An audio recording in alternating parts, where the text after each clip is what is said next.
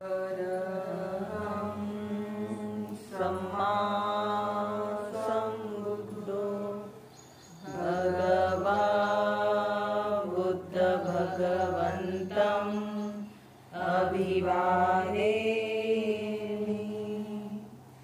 स्वाक्षातो भगवता धम्मो धम्मं नमामि। सुपटिपन्नो भगवतो सावकसङ्गो सङ्घं नमामि। कायेन वाचा चित्तेन प्रमादेन मयं कृतम् अर्चयोऽहममे भन्ते भूरिपय्यो तथागतम्।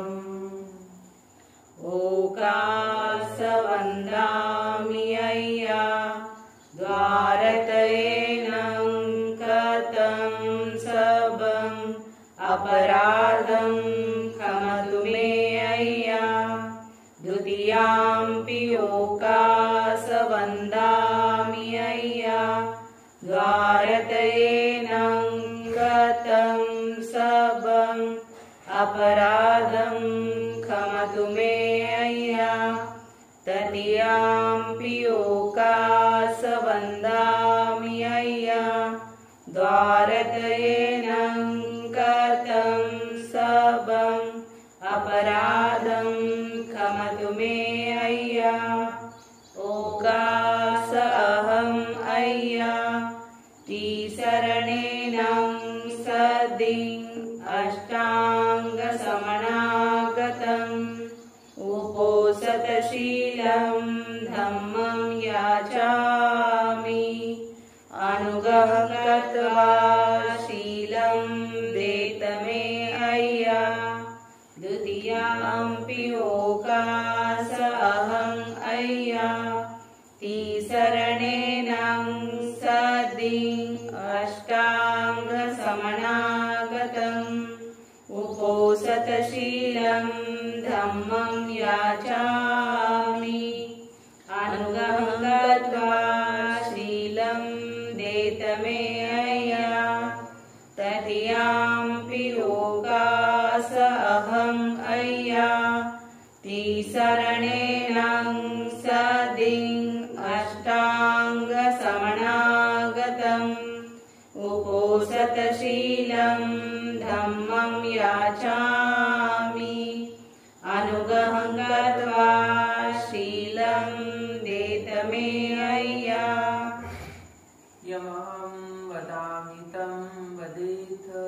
अहम् अय्या। नमो तस्स भगवतो अरहतो सम्मा सम्बुद्धस्स। नमो तस्स भगवतो अरहतो सम्मा सम्बुद्धस्स। नमो तस्स भगवतो अरहतो सम्मा सम्बुद्धस्स। नमो तस्स भगवतो अरहतो सम्मा सम्बुद्धस्स। बुद्धं शरणं गच्छामि। बुद्धं शरणं गच्छामि। धम्मं शरणं गच्छामि। धम्मं शरणं गच्छामि। संघं शरणं गच्छामि। संघं शरणं गच्छामि। द्वितीयम्पि बुद्धं शरणं गच्छामि। द्वितीयम्पि बुद्धं शरणं गच्छामि। द्वितीयम्पि धम्मं शरणं गच्छामि। द्वितीयम्पि धम्मं शरणं गच्छामि। तृतीयम्पि संघं शरणं गच्छामि।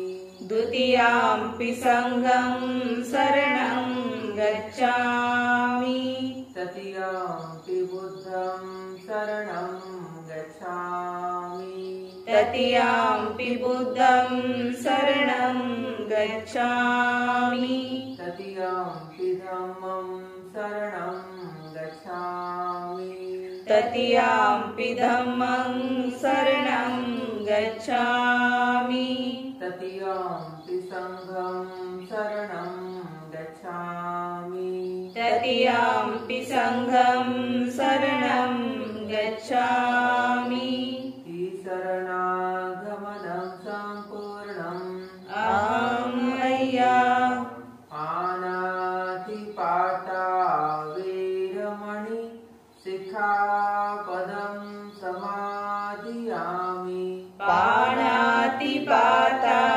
वैरमणि सिक्खापदं समादियामि अदिन्नदाना वैरमणि सिक्खापदं समादियामि अदिन्नदाना वैरमणि सिक्खापदं समादियामि अब्रह्मचर्या वैरमणि सिक्खापदं समादियामि अब्रह्मचर्या वैरमणि सिक्खापदं समादियामि मुसावादा वैरमणि सिक्खापदं समादियामि मुसावादा वैरमणि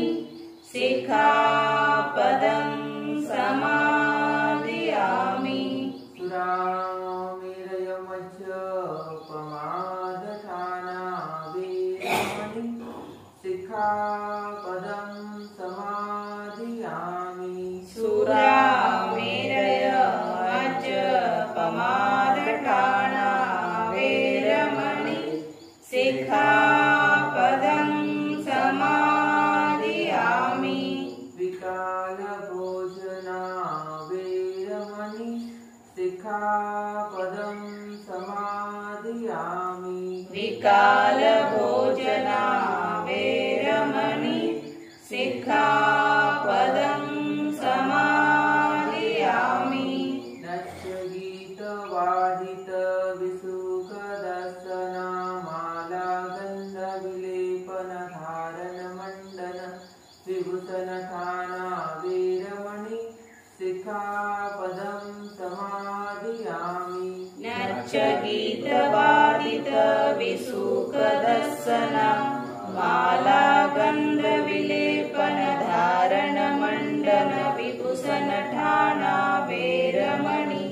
सिक्खापदं समादियामि पूजासैना महासैना वैरमणि सिक्खापदं समादियामि उच्चासयना महासयना वैरमणि सिक्खापदं समादियामि शरणेन सद्धिं अष्टाङ्गसमनागतम् उपोषतशीलं धम्मं साधुकं सुरक्षितं तत्वा अपमादेन सम्पादित अहम् अय्या साधु साधु साधु बुद्धं नमामि धम्मं नमामि संघं नमामि इति विशो भगवान् सम्मा सम्बुद्धो विद्याचरणसम्पन्नो सुगतो लोकविदु अनुत्तरो पुरिसः धम्मसारथि सतादेव मनुष्याणां बुद्धो भगवाति बुद्धं जीवितपर्यन्तं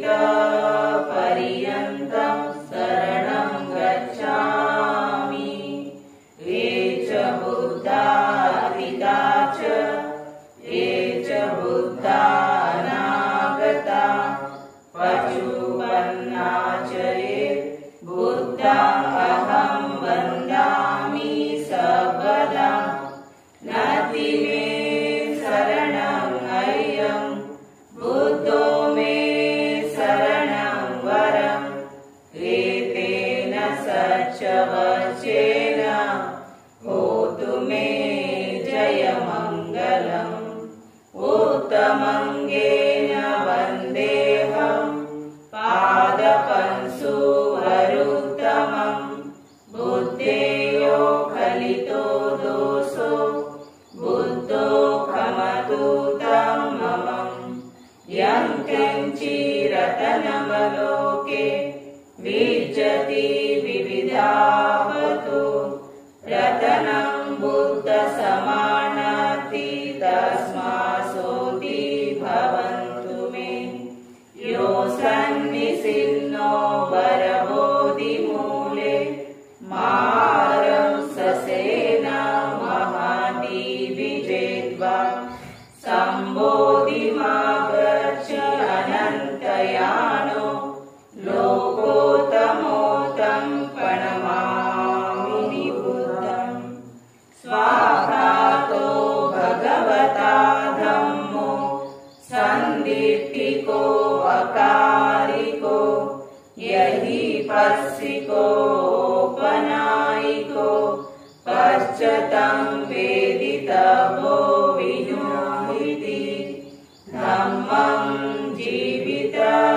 जीवितपर्यन्तं शरणं गच्छामि ये च धम्मा अतीता च ये च धम्मा अनागता पशुपन्ना च ये धम्मा अहं वन्दामि सर्वदा नद्धि मे शरणम् अयं धम्मो मे शरणं वरम् एतेन सच्चवचेन होतु मे जयमङ्गलम् उत्तमङ्गेन वन्देऽहं धम्मं च द्विविधं वरम् धम्मे यो खलितो दोषो धम्मो खमतु तं ममम् यं किञ्चिरतनमलोके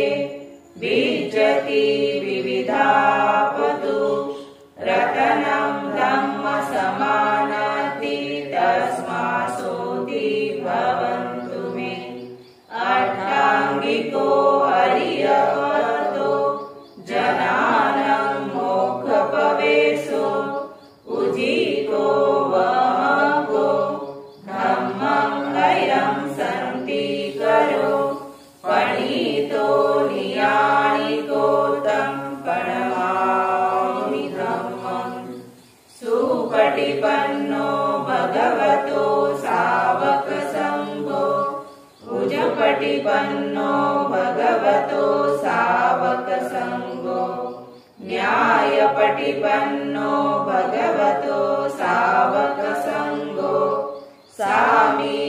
सामीचीपटिपन्नो भगवतो सावकसङ्घो यदिदं चत्वारि पुरिसयुगानि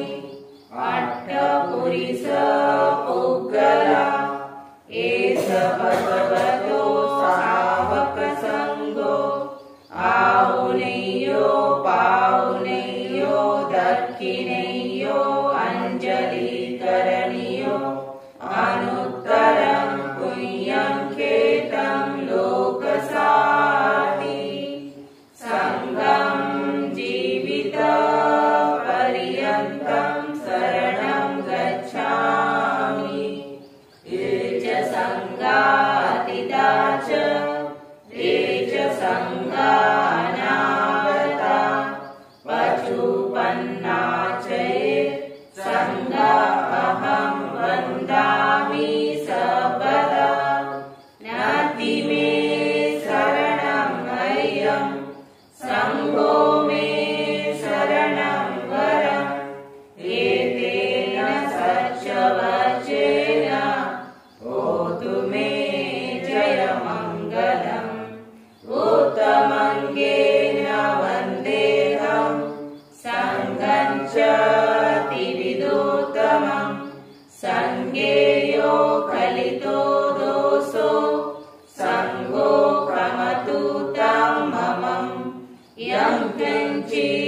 रतनमलोके विजति विविधापतु रतनं सङ्गसमानाति तस्मासोऽति भवन्तु मे सङ्गो विशुद्धो वरदक्षिणेयो सन्तेन्द्रियो सबमलपहीनो गुणे दिनेके समधिपतो अनासोतं प्रणमामि सङ्गम्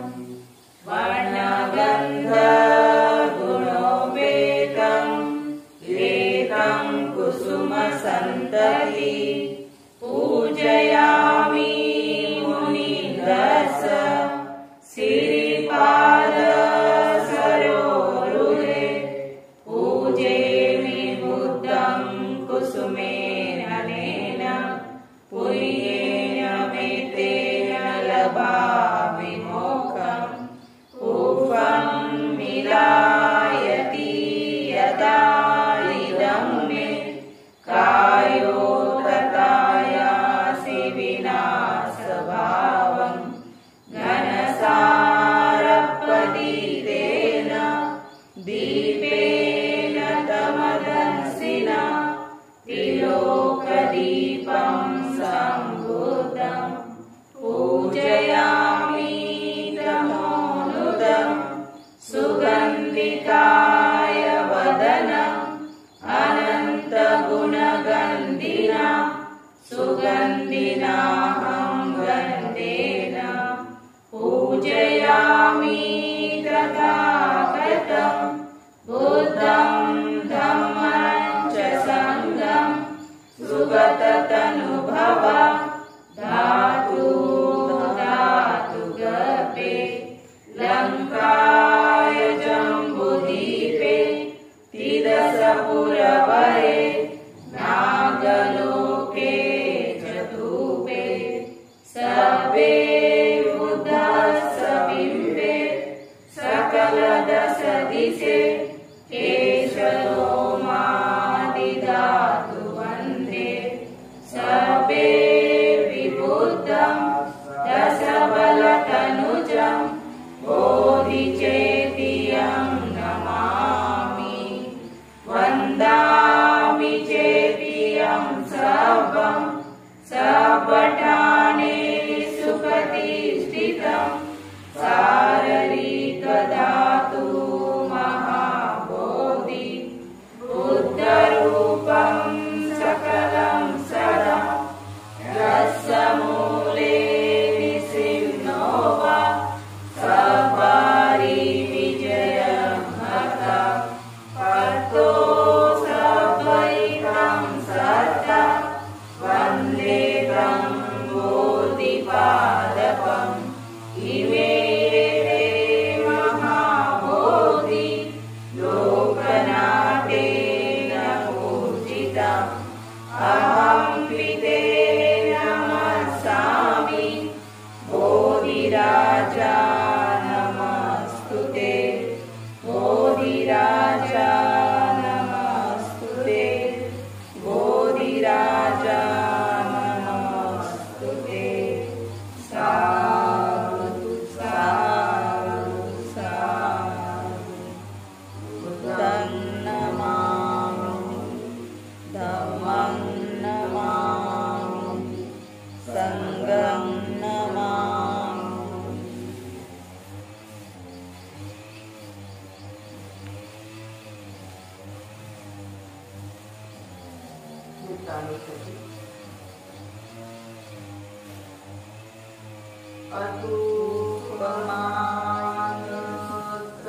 अतुपमानसवेशं सन्तानं सुखकामदं परितवाकं हन्तुमितं सर्वशक्तिषु भावै सुखी भवेयं नियुक्तोऽहं निश्चयम् अहं धियं चित्ता च मे स्थिरोऽन्तु